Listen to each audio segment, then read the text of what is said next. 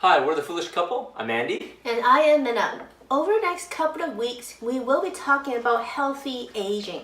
Now, to us, healthy aging means to slow down your body's aging process. Having a sound body and mind, free from pain and diseases, looking and feeling younger, and of course, having lots of energy. We came up with the 3 pillars of healthy aging, and today we'll talk about the first one. The first pillar to healthy aging has to do with our eating habits. Too many of us eat like it's our last meal. They eat whatever they feel like without thinking about the consequences of how the food affects their bodies. Good foods can heal you, but bad foods can really hurt you. Everything that you put into your mouth have a direct impact on how quickly your face and skin ages and how quickly your body deteriorates. Not only are we eating too much, we're also eating too often. More importantly, we're eating the wrong proportions of food groups. We're eating way too much carbohydrates and bad fats, and not enough lean proteins, healthy fats, and vegetables. What do we need to change in our eating habits? We came up with 3 healthy eating habits that we suggest you start developing right now. First, eat breakfast later and eat dinner earlier. Now, the goal is to give your digestive system a rest between dinner and breakfast so that your body has time to actually digest all the food that you ate during the day.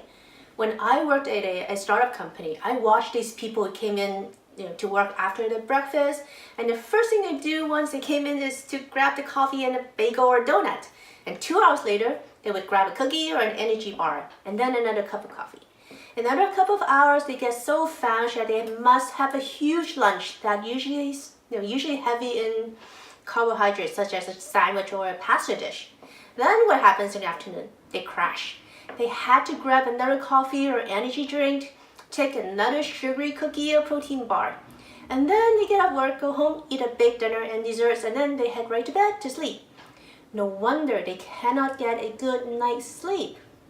They are sluggish throughout the day, and the digestive system is constantly fighting to digest all these food that they put into their bodies. If you're munching all day long, you need to really figure out why you need to constantly eat. If you're constantly hungry, maybe your body is looking for vitamins and nutrients, not sugars and caffeine. You need to rest, and your digestive system also needs to rest. Let your digestive system rest so that it can properly metabolize the foods that you're eating. Constantly eating throughout the day is literally aging you at a cellular level.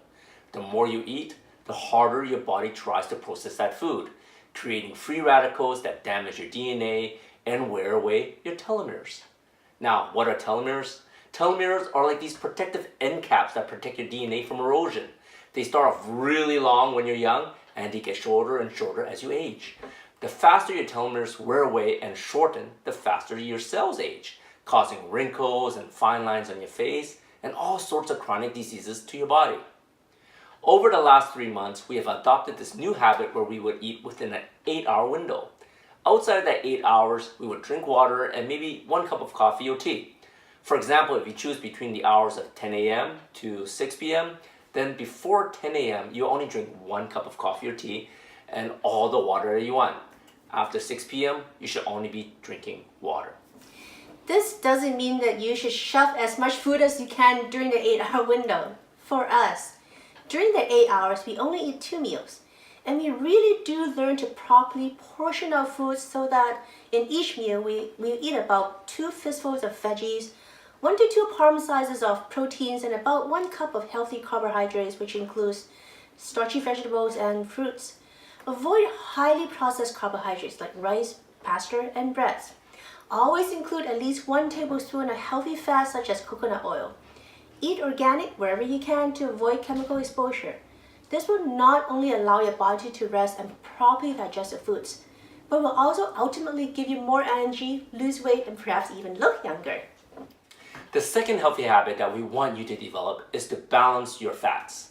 Fats come in 2 main forms, omega-3 fatty acids and omega-6 fatty acids. We need both fatty acids, but they must be in the proper ratios to function properly. The proper ratio of omega-3 to omega-6 should be 1:1 or a maximum 1:3 ratio. However, with the standard American diet or even the typical Chinese diet, that ratio is closer to 1 to 20 or even 1 to 30, meaning that most people have really high levels of omega-6 and really lacking in omega-3s. Omega-3 is anti-inflammatory, reduces oxidative stress, and protects our telomeres from erosion. Omega-6 causes inflammation to our cells and actually shorten our telomeres, therefore aging us faster. For us to bring up our levels of omega-3, add more foods that are high in omega-3 such as wild-caught salmon, tuna, sardines, flax seeds, or chia seeds, and cook with oils that are high in omega-3s such as coconut oil and avocado oil.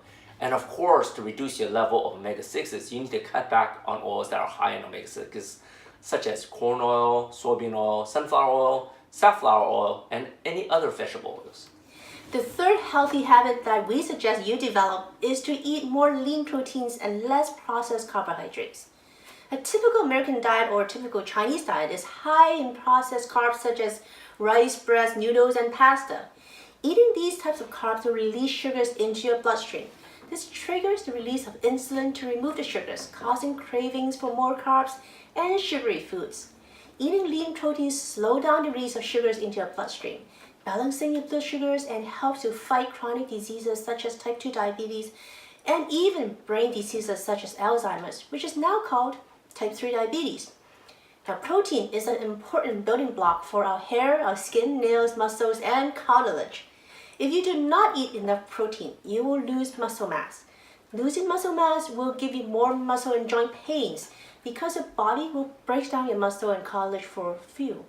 Now, your body needs proteins to regenerate cells. So if you have thinning hair, weak nails, or flaky skin, you may be low in proteins. Lack of protein will also lower your immunity because immune cells are made of, guess what? Proteins. And immune cells are used to combat and fight viruses and germs. Brain fog, poor concentration, and depressed moods may also be signs of low protein because some neurotransmitters such as serotonin and dopamine are all made of proteins.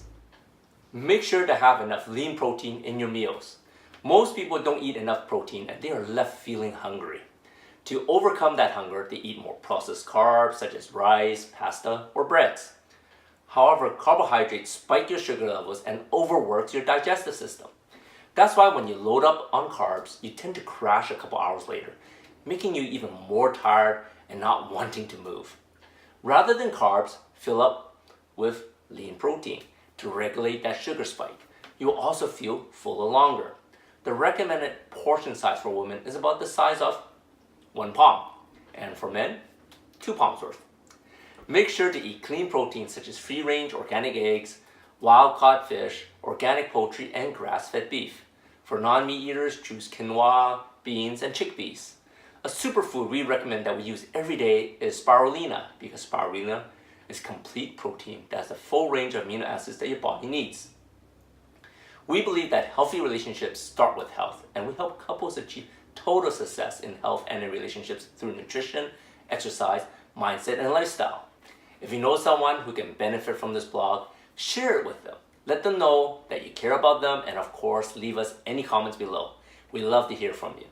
Next time, we'll talk about the second pillar to healthy aging. Until next time, love what you live and live what you love.